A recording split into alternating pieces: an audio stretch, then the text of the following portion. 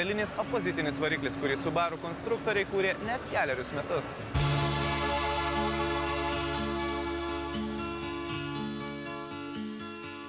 Tikrai, garbingiausioje Subaru stendo vietoje buvo eksponuojamas ne automobilis, o variklis.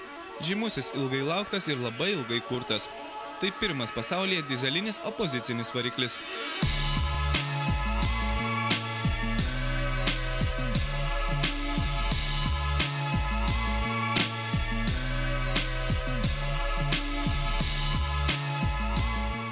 Subaru gamintojai ištikimi savo ir neina visų seniai pramintais takais, o ieško originalaus ir savito būdo, kaip sukurti kažką nepaprasto. Galbūt todėl Subaru ir išlieka saviti ir originalūs automobiliai. Šį dizelinį variklį jie kūrė net keletą metų. Opozicinis variklis tai variklis, kurio cilindrai veikia ne vienas greta kito, o vienas priešais kitą. Naujasis dizelis tai 2 litrų darbinio tūrio agregatas, išvystantis 150 arklio galių ir pasižymintis tylių darbų bei itin maža vibracija. Pirmiausia, naujieji varikliai bus montuojami į Subaru Legacy ir Outback modelius, kurie Ženevoje sukosi greta naujo variklio. Kiek vėliau jie bus montuojami ir į naują Forester modelį.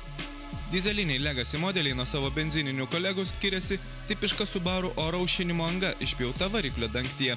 Ji prideda gerokai daugiau agresijos šiems automobiliams. Beje, dizeliniai modeliai nuo benzininių savo kainą skiriasi visai nedaug.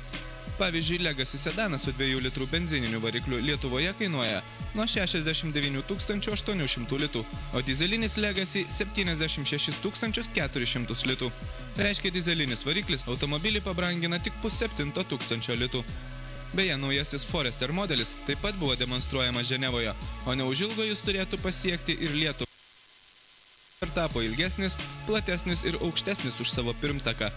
Ir nors iš išorės jis labai panašus į senesnį modelį, tai visiškai nauja mašina. Forester taps rimtų konkurentų šios klasės lyderiams, nes nuo šiol jis labiau primena visureigį, o ne universalą.